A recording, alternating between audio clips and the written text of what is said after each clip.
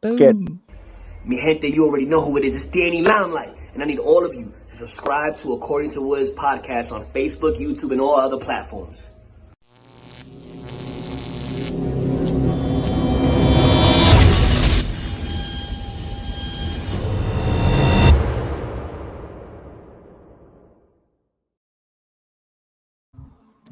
What's good, party people? This is According in the Woods, and I am on my phone. Hopefully, this thing doesn't fuck up, but hey, we're reviewing AEW Dynamite Episode 1, and to do that with me is Fierce Females BigFemVader, Hi. Ayesha Raymond. What's going on? Hello, podcast world. I finally have internet again. I apologize. Yes, I know. You kind of had a weird... Well, I can't say it's a sword affair because it's not, but it don't treat you right. Your internet, damn Sky Sports. I officially hate Sky Now TV. Like, if anybody can give me a good recommendation for an awesome internet provider in Scotland, please do. Because right now, I want to throw the modem out of the window. Which, I mean, it's funny because you say like, "Oh, I hate Sky," and we're reviewing Dynamite. The AEW's Dynamite Episode 1, and Scorpio Sky is here, and like it's almost like they say fuck Scorpio Sky because like he's doing fuck all, right?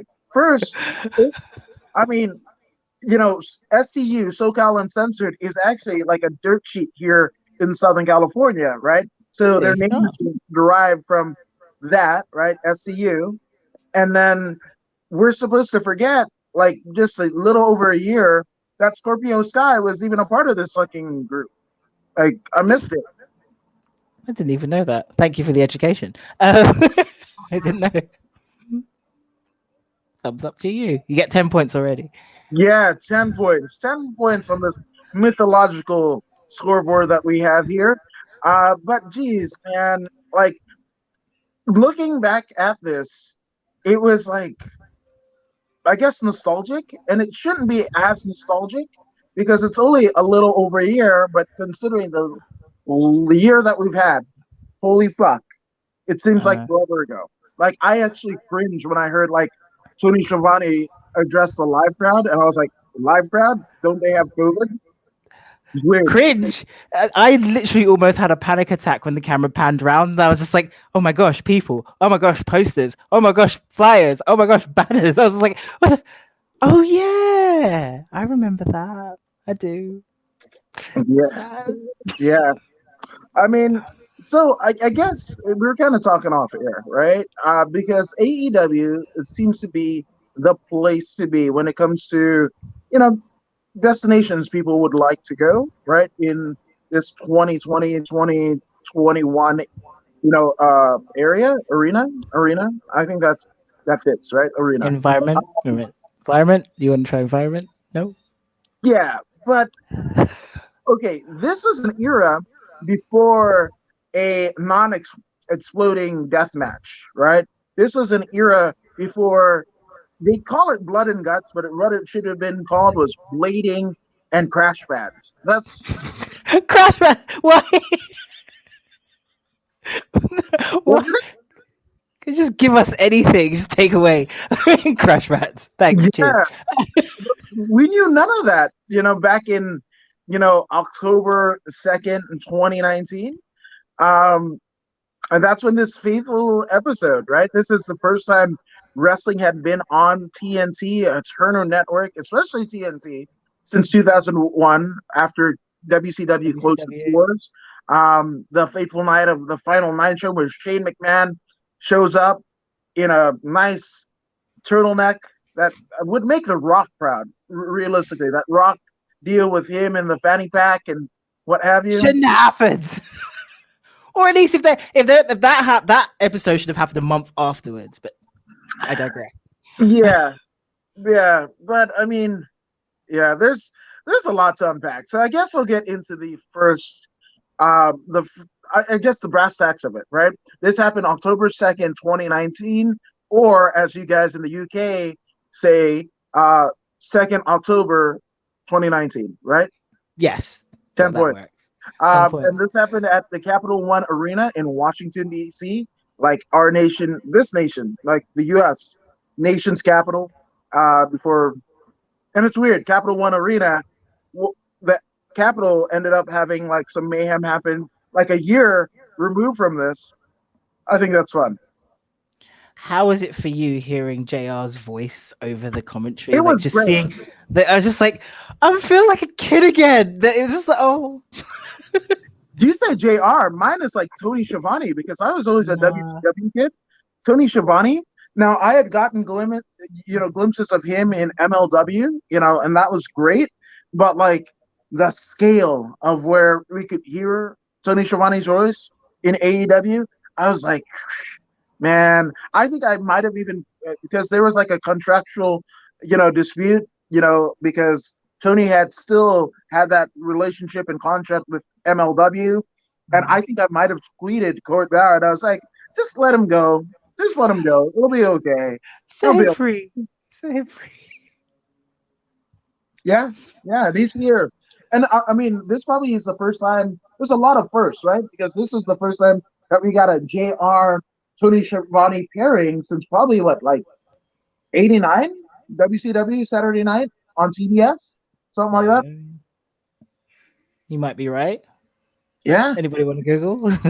yeah, because I know JR leaves JR's first night with WWF and they got WWE was literally like what WrestleMania 9, right, at Caesar's Palace, where he shows up in a toga. So yeah, so that was 92. So this is the first time that we saw JR and Tony Schiavone in literally 20 some odd years.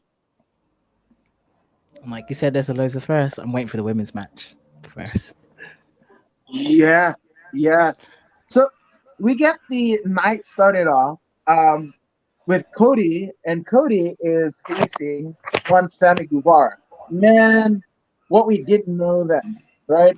We didn't get the nepotistic entrance of Cody. We didn't get the what we found out with a horrible demeanor that is Sammy Guevara.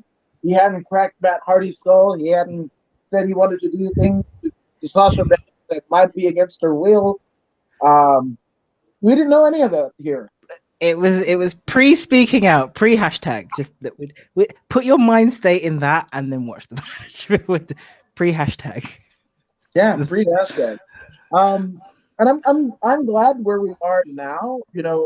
All things considered. But okay, so with Cody, and he's flanked by his wife, Brandy Rhodes. Brandy Rhodes was somebody when she got released from the WWE, and I think it might have happened before Cody, right? Like yeah, she left first.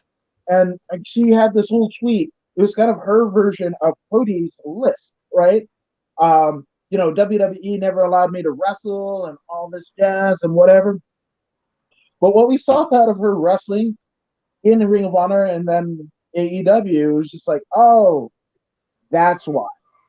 You see, that's really weird that you have that opinion, because I was always under the impression, because she wasn't supposed to be this overly athletic person. That wasn't the character she was trying to portray. So the way that she wrestled reflected the character that she was. That was my opinion. I enjoyed the matches that I saw, me personally, but I get why you have that opinion, because many people do. But then it was like the Jim Cornette effect to me. She wasn't supposed to be an athlete, so I'm just like, I never looked at her as this uber athlete. She was the character she was playing. But that's just me. Yeah, well, I mean, she was the precursor to JoJo Offerman, or JoJo now with Bray Wyatt. Oh yeah, that's true. She was the ring announcer for FCW and then later, NXT. So it's just so there's that, right? And then we have also with Cody, right? He didn't have that stipulation about him not being able to win the world title.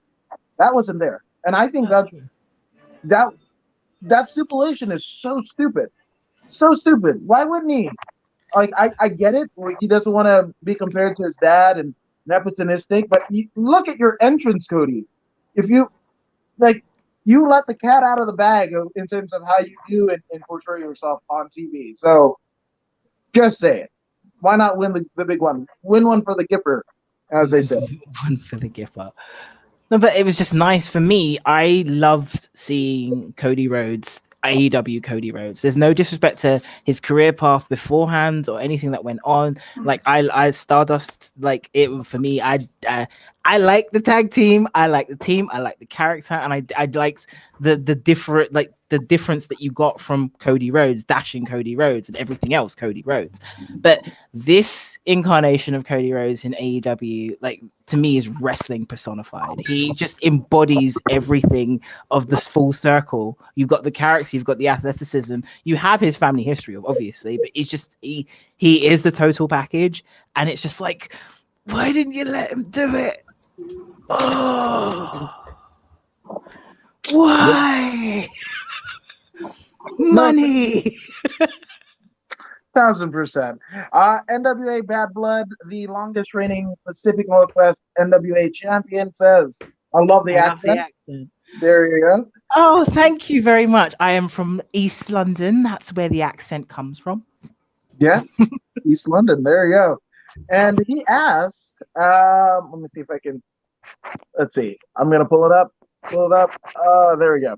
As a wrestler who runs a promotion, he wants to show that he's not about building a promotion around him, and it's business, not ego. Now, mind you, I think it's amazing that you, Bad Blood, are saying that, because some would say that you kind of have the wherewithal behind BCW, Blue Collar Championship Wrestling, and then you, Ayesha, are the major domo of Fierce Females out in Scotland, right? So I hold the pen, yes. I respect you, Booker man. Good. Yeah. So, what do you think about it? Because I think you too, as people of color, as people who run promotions and are in-ring performers yourselves, what do you think of this stipulation?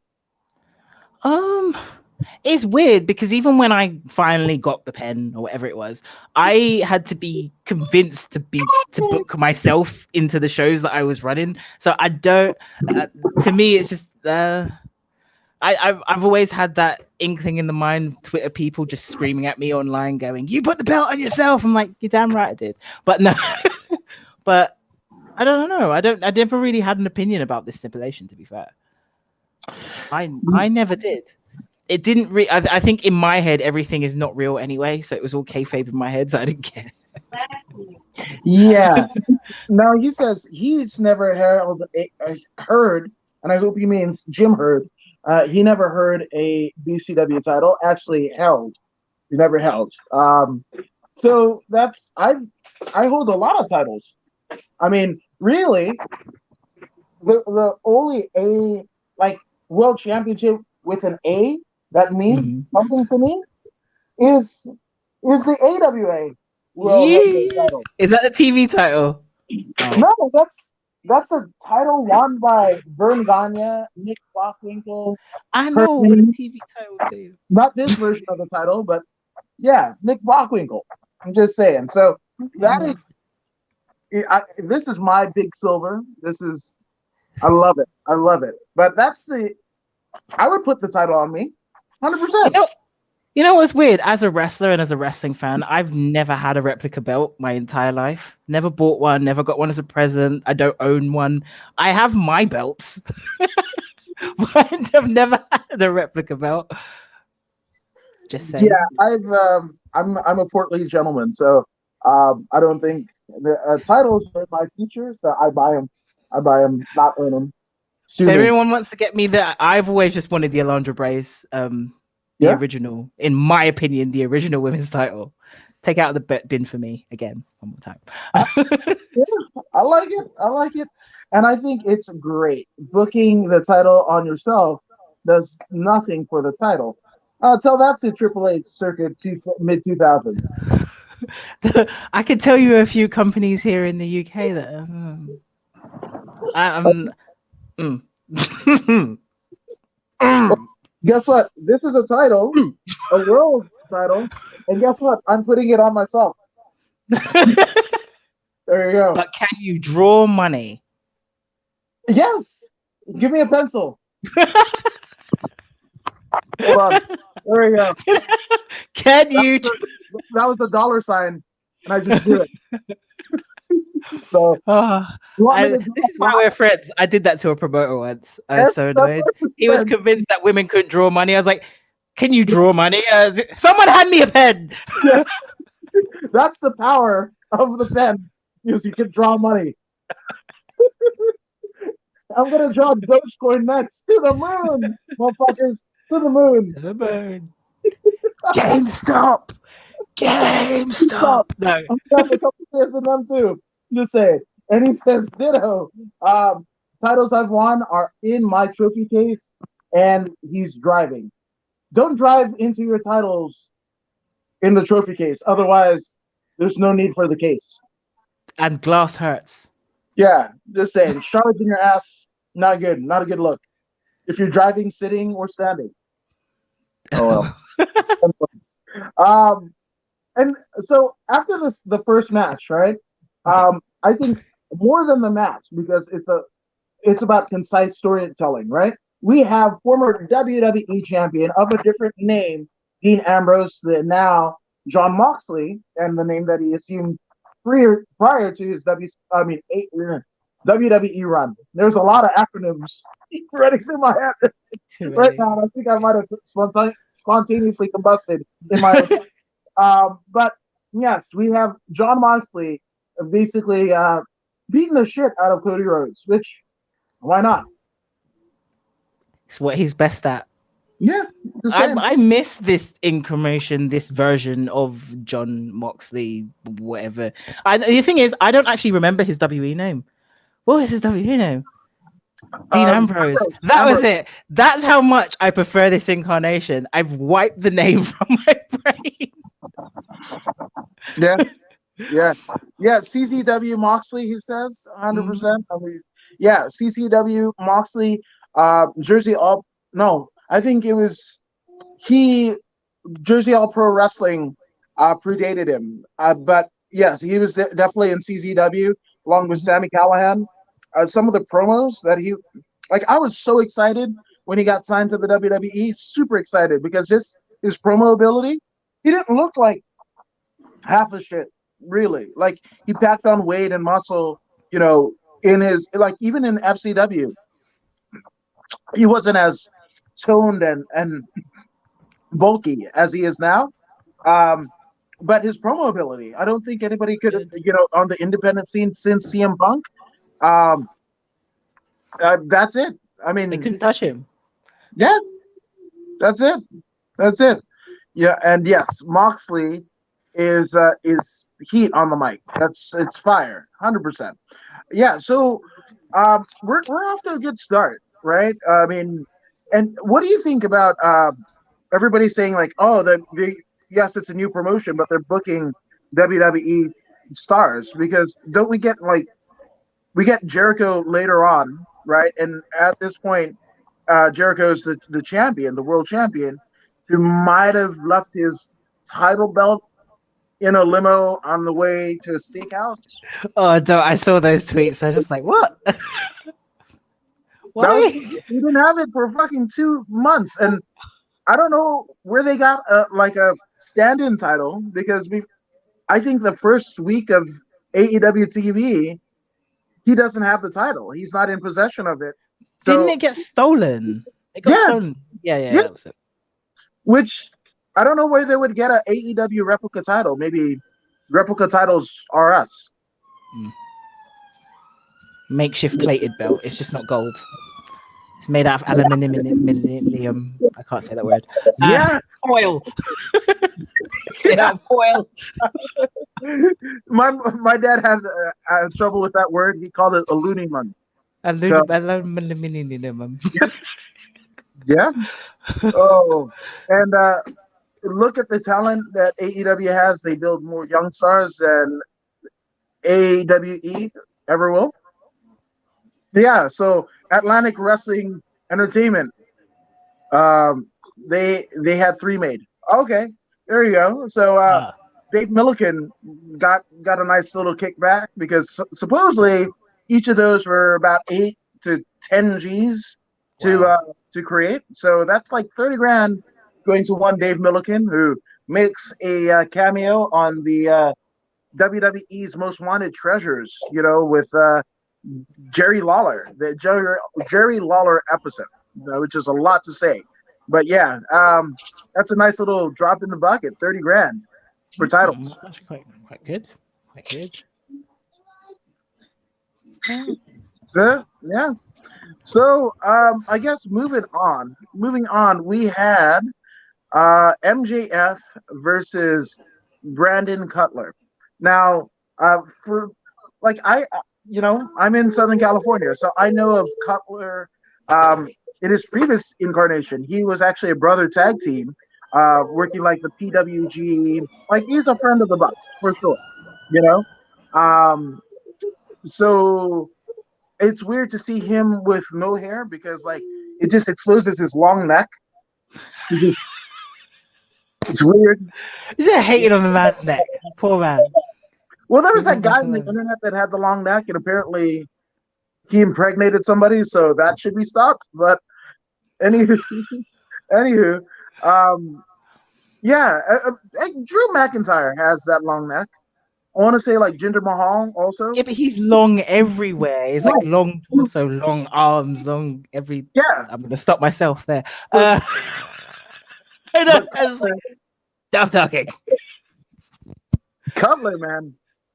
It's just he's like, you want to see drawing money? I can draw Brandon Cutler, and all I can draw is stick figures. But drawing money, if you want to talk about drawing money, MJF. Yes. There is a money drawer if you would ever see one. AEW literally wrap this man in cling film and then fucking Lilo and then everything else that you can get your hands on him and put him in a corner and keep him forever. Do never let him go. Don't let him go anywhere. Yep. He doesn't have to do anything. Never let you go. No, but he's the reason why I like him is he doesn't have to do much. Like he pans to the old school of insulting the crowd as soon as you get there. Everyone does it. But it's the simple fact that he literally just walks into the ring, heat, and I was just like, yes.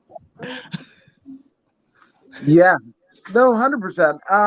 And the only thing that I don't like about this match is everything that you said about MJF is absolutely true, right? There is no way in hell, as somebody that was watching this, like a non-wrestling fan or even a wrestling fan, watching this and going like, oh yeah, Brandon Cutler's going over. Yeah. So this is like a glorified squash match. Yeah, but you still got to see him. He was there. I'm not mad. No. Yeah. So next off, we had Pac, the former Neville, Adrian Neville, in some circles. But Pac defeated Hangman Page. Now this is like a weird burial of Hangman Page. I'm not saying that Pac isn't great, because he absolutely is. Arguably one of the best performers of the last like 20 years, and doesn't get the credit that he's due. But here's the fact of the matter. At the second pay-per-view, right, where they crown an AEW World Champion, he loses to Jericho. That you want to talk about building stars? That was an apropos time to build a star in Hangman Page. That buckshot lariat, I don't give a shit about anything else he does. That buckshot lariat, fucking cool. I know. Fucking cool. Know. You don't like it? It's I'm very old school in the sense of all these moves. I'm just like all the new moves that keep kind of popping up everywhere. I'm just like, can you not just do it the way it's supposed to be done and not put all this fancy flashing to it? See, the thing lariat. Take his head off. The thing about Page, though, like there's a point of like to talk about agility, right? the same agility that the Undertaker and the Spoiler, Don Jardine had by walking the ropes.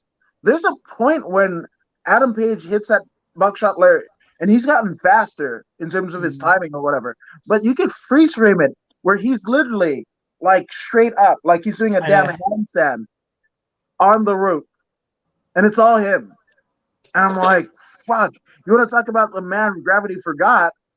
It's Adam Page every time he does that fucking lariat. I still give it to Puck though, or Adrian Neville, or whatever you want to reincarnate him in your head as. Like, I've seen this man not only wrestle live, obviously because British, but I've been on tours with him, and just seeing the evolution of it just getting better and better and better. I was like, I've never seen anyone take risks as much as he does and do it so well. It's like a Giselle being in the air. It's literally like he jumps and he's automatically a ballerina, and everything afterwards is going to be amazing, and you just know it's going to happen. And that's, to me, this match was just like, as much as wrestling is wrestling, it was acrobatics and like storytelling. It was just like, to watch it as more of a performance is what I did in my brain. It was weird. No, I like it. Bad Bud says 10K each in terms of the AEW world titles, and he asked Kim about him. Dude, I thought you were going to give me 10K. I thought he was going to give us 10K each. I was like, sweet. That would be good. That would have been a absolutely. And also the IWGP US title is about 10 G's as well. That's why I'm waiting for.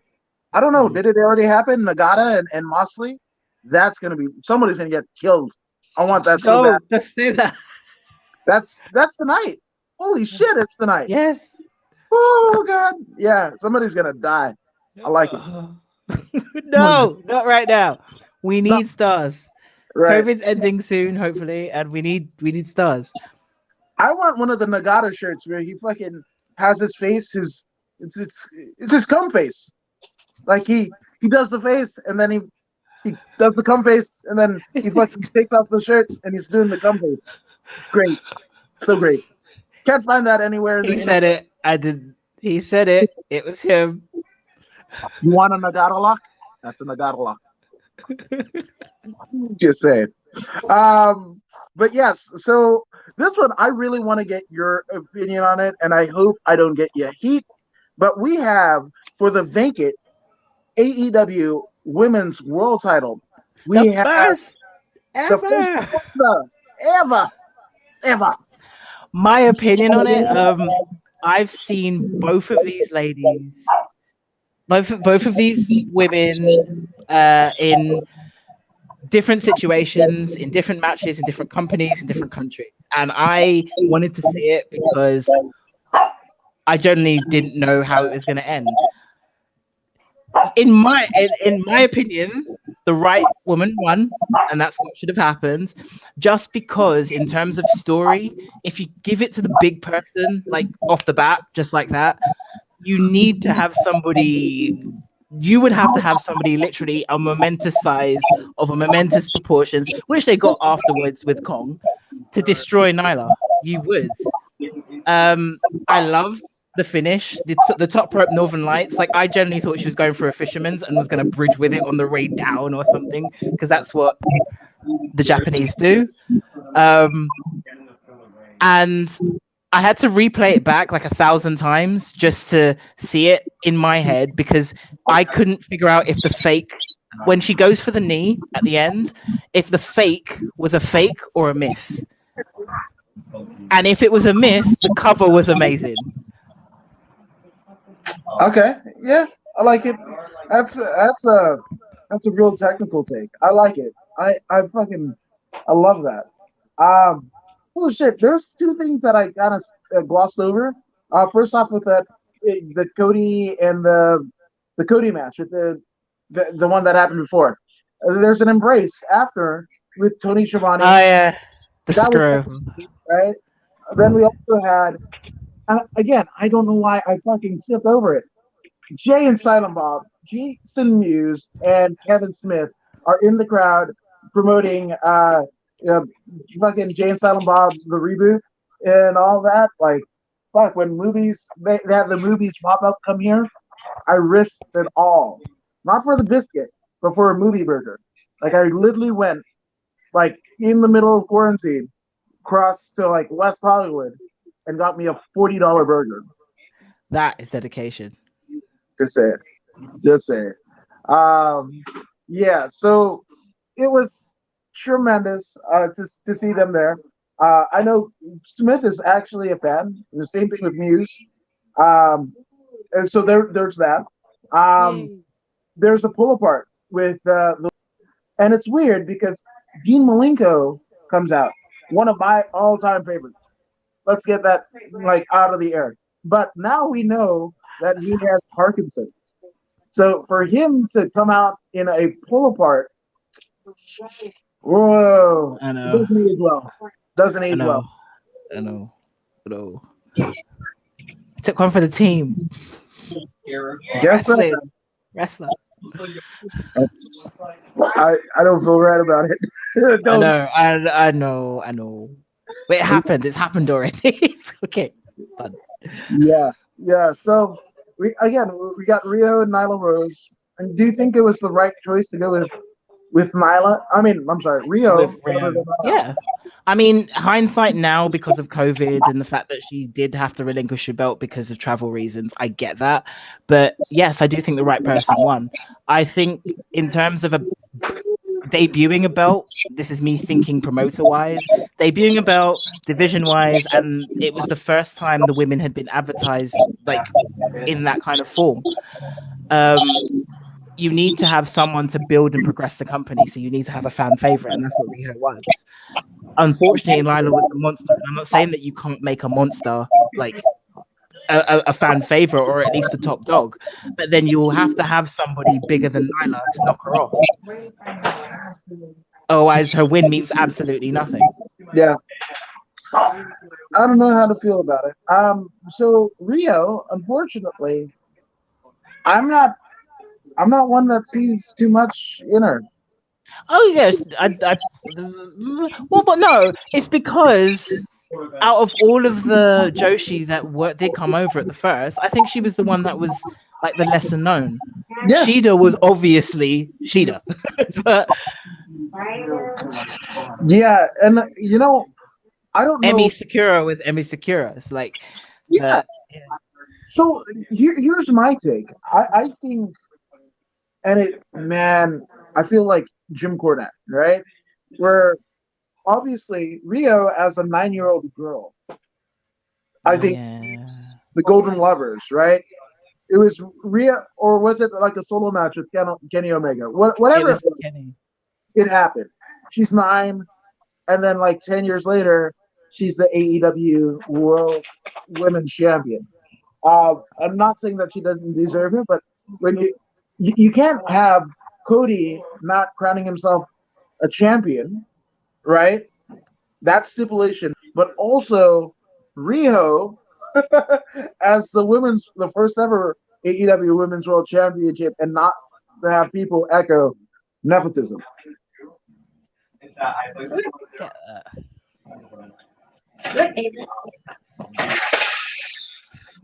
I'm not angling for a job here, so I will say that. The opinion, I am no joking. the opinions of According to Woods is not that of Fierce Females and Big Vader Ayesha Raymond.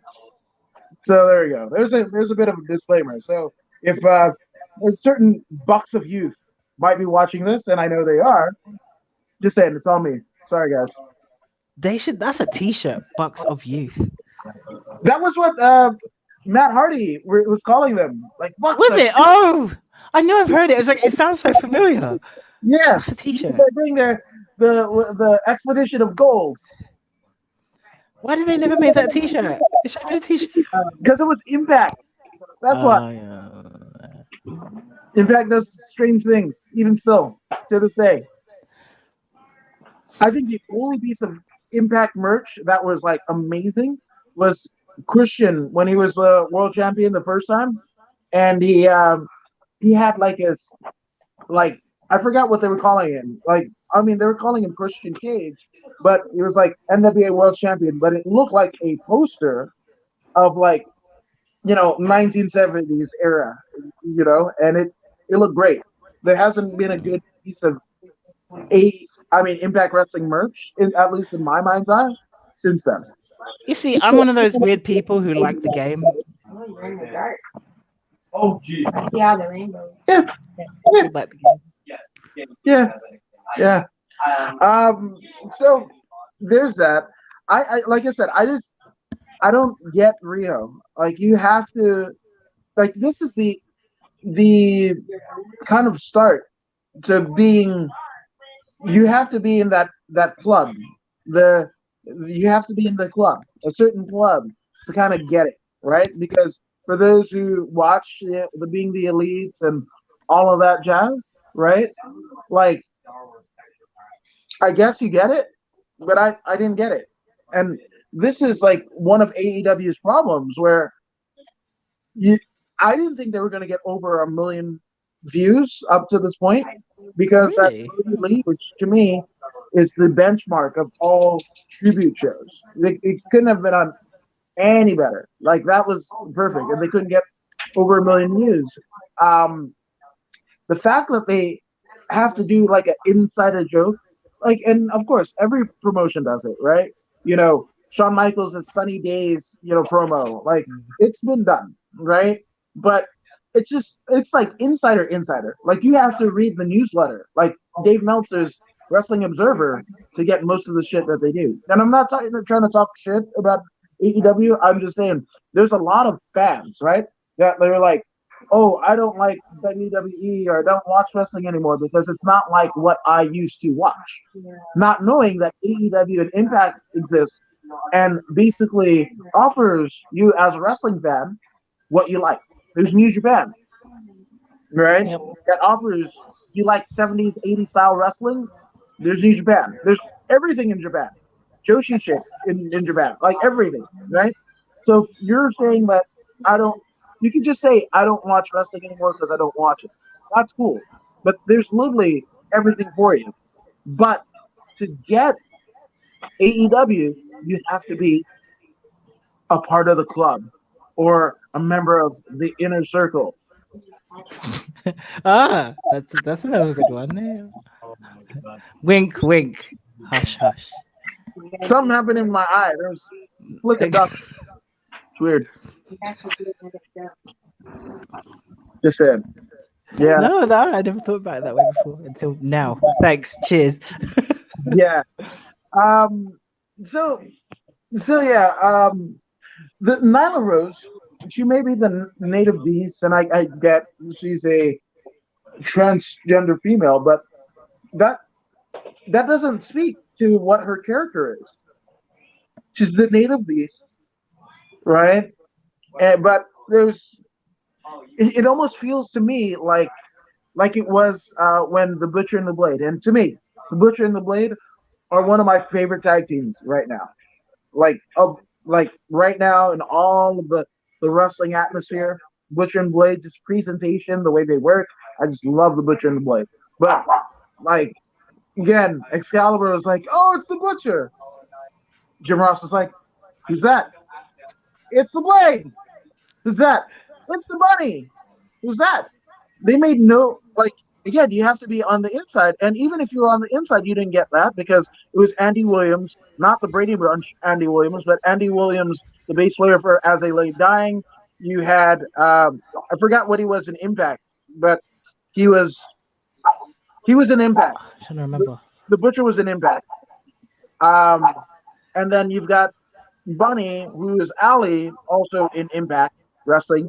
So even if you knew who they were, you didn't know them as Butcher, Blade, and Bunny, right? So it's like insider, right? The same thing with like the Native Beast, Nyla Rose.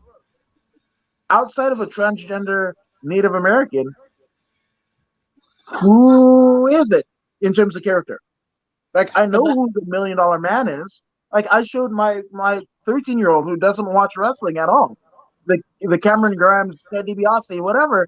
He was laughing and he got it. He'd never seen Ted DiBiase in his life. He was like, "Oh, the old dude is trying to, get under the country guy, and buy shit from him." Like, oh, that's funny. It's so funny. Didn't have to explain it. I don't get Rio, and then I don't get Nyla Rose. Not because I of what they identify as or whatever. Just as a wrestler, I don't get it. I kind of get what you mean, especially with Nyla Rose, because I even say that with me. You have to. They're focusing too much on making her character too multi-layered right now. When those are things that you open up, like after a while, you get to know the character. Like when The Rock came in, he was just Samoan. That was it. Suddenly, he became a militant Samoan thing, and then he was the people's champion. Like it was adding layers to his character as his character evolved. They probably should have started off with the way I knew Nyla Rose from her work in Japan was that she was billed as a monster. So that's what she should have just been brought in as a monster. And then after a while, you kind of just open up the character to, telling people about how her life has been and her struggles or adventures and how positives and negatives as being a transgender female. But I think they just tried to pile too many things on you. Like, okay, you're just bigger than her. Really. But like, there's no disrespect to either one of them. But me personally, I would have started off with she's a beast, because that's what you wanted. You have your women's division, you have your athletes, you have your high flyers, you have your technicians, and you have your monsters. She was the only one of that size. So literally, the job wasn't hard. Just concentrate on that. But they just tried to weave in too many things, and that's probably why you have that feeling. That's how I feel.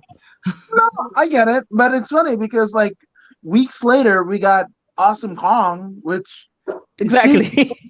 you didn't have to explain what Awesome Kong was, but you also knew her as Awesome Kong or Karma in other places, So I don't know. I still don't get either one of them. So just here's a fun fact. I saw Kong walk out. I saw that episode when I was watching in Japan, and I literally threw my bottle of sake in the air. I was like, yes! The queen is here. She's back. That's amazing. That's amazing. Oh, I got goosebumps. You were there. Coach Rob out in Canada says, once again, great show. Coach Rob approved. Thank you, good sir. So kind. Yeah. Cheers. So now, and it's funny because this was digestible because we had only an hour of AEW. Only an hour. Oh, it's so great. Wrestling is great when it's just like a weekly episodic format. 2 hours is all right. No, 2 hours with like filler and little kind of skits and advertising. 2 hours is cool. 1 hour to me is like almost like a highlight show. I think again because of the era that I episodic to me has always been for me. Well, I think because obviously, we know what we know now, and AEW goes to 2 hours pretty shortly after. And then in addition to that, we've got AEW Dark and now AEW Elevation, right? So there's like literally, it's almost like they're neck and neck with WWE. I think WWE puts out something like 8 to 10 hours of like, I think it's like 12. At one point, it wasn't like Monday to Saturday. So and then Sunday would have been a pay-per-view. I mean, Wrestling Challenge and WWF Superstars, that was just 1 hour that we got, in the 80s and early 90s, right? And then we got Raw, which was the first hour. Then we ended up, and if you're of a certain age, there's WCW Saturday Night, and that was an hour. Don't forget Thunder. Yeah. Thunder. And then it went to 2 hours, and that was the 6:05 to 8:05. Like that was just like on the button. But yeah, man, I don't. It was good that it was an hour here. Now they're doing so much TV, and they're going back on the road, post COVID. That just got announced not too long ago. So I don't know, man. I don't know. AEW is a big question mark. RIP the question mark. question. It's just weird. I'm used to it, but it's just I do agree that there is too much. I mean, I love wrestling, and I used to say that there's no such thing as too much wrestling, but at a point, I used to be excited to have Raw on Friday nights, SmackDown on Saturday mornings, and then maybe a pay-per-view, every kind of weeks. And then now it's just like, here you go. And I'm like, cheers. I'll save it to the hard drive and watch it later. Yeah, no, 1,000%. But it's funny because it's a matter of quality, right? Because like I will sit through I'm not saying this just to be like a new kid on the block and the cool kid or whatever, but I will sit through a 6-hour New Japan show and be like riveted. 40-minute matches minimum, it seems like, and just be fucking absolutely like, oh, I need more. Versus the North American offering, and it's just like, oh, less, way less, please. I used to walk into Corrigan Hall like whenever I was free and go, okay, what show's on today? I'm going to wait for this one with my hood up. It's so crazy that it actually knocked my device down. My God. Wait, where is she? We lost BigFemVader. Holy hell. Oh, there she is. What happened? There you go. You're a dot. Something happened. Please, wait, no, I'll Says, come back. Please start something. You can hear me, though, right? I can hear you. Can you hear me? We can hear you. We just can't see you. You turned into John Cena. Do.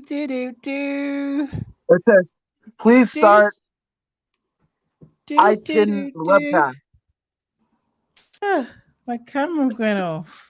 I am here. Everybody, just pay attention to my voice. Listen to how amazing it is. All right, keep talking. I'll come back. Yes. So, I guess the main event, we have none other than the Inner Circle, right, against the Elite, right? That would be the team consisting of then AEW World Champion Chris Jericho, right, flanked by Santana and Ortiz, who would become Proud and Powerful. They were the second iteration of LAX in Impact Wrestling. And they're going up against Kenny Omega and the Bucks. There she is. Switch cameras. This is the horror. I'm back. Doesn't matter. Keep going. Yes. Do this. Yeah. Yeah, Zach. Sorry. I want to say that's like a mix of Vince McMahon and Pat Patterson. I am fucking. I'm back, baby. Yeah, so main event time, we've got a 6-person tag. It's a 6-person tag. I mean, unfortunately I'm not, in Japan as well as in Mexico. 6-man tags. Great.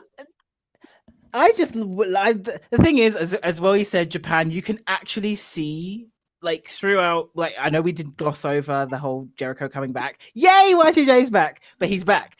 You can see his influence from going back to Japan in every one of his altercations within this match and everything that he did before.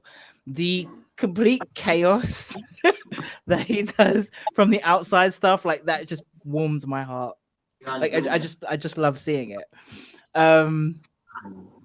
But yeah, but I don't know why you don't like 6-man tags. I like chaos. We call it clusterfucks in Britain. They're called clusterfucks. Yeah, I mean, so I'm somebody that didn't really see anything in terms of Santana and Ortiz. Now, I've eaten my words since because I just didn't like the presentation in Impact, right? Where they're the second incarnation of LAX. To me, I loved LAX. They were a new take on the old Hart Foundation type deal. You had, Hernandez as the Jim the Anvil Neidhart and Homicide as Bret Hart, right? That's it. And their Jimmy Hart was, God, I can't remember what they called her then, but she was Ariel, Shelly Martinez. You know, Yeah. um, Yes.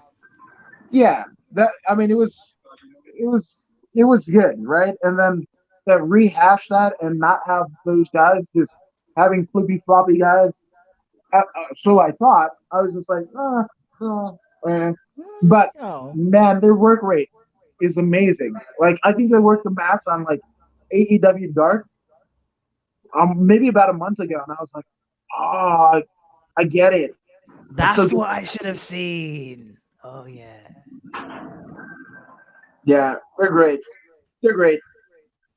But I also don't get the proud and powerful. I don't like the names in AEW. I don't like the names of pay-per-views. Don't like the names of the teams. Dynamite! You don't like the name, you have to do it every time you say it. How do you not Okay, like it? Scorpio Sky, calm down. Otherwise, we're gonna put you on the AEW YouTube channel talking to some Hasran. Don't know who's like about whatever the fuck. Okay. Just saying. It's supposed to be, for me, the names, even the references, everything is very pop culture-ish. Even the whole Now we fire can't see stuff. you. Can you hear me went blank. now? Hold up. Mute your mic and then. Can you hear me? No? No. Ah! Mute your mic and then unmute it. Sometimes that helps. Or you can step out. That might work. If you step out and then come back in. Mm-mm. Here, jump out and then come back in. Hey, it's good.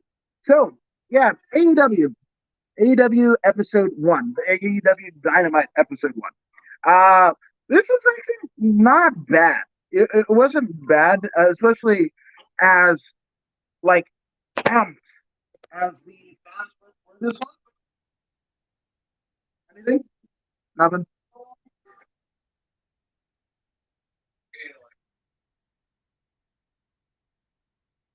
No. No.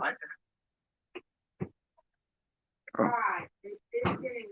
No. Watch, she's gonna throw that thing against the wall. So I no, swear we I'm gonna. started Can you off hear me? with Can you hear me? me and my audio being absolute shit, and then we ended here. Okay. He's like, Fine. Can you hear me? No. why?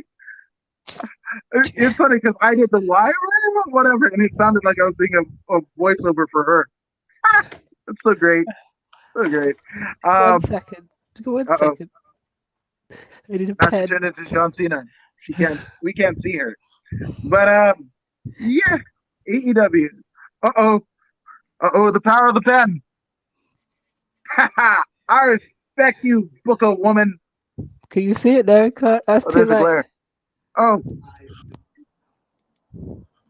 I'm sorry. Oh, it's fine. It's fine. But so that was AEW Dynamite episode 1.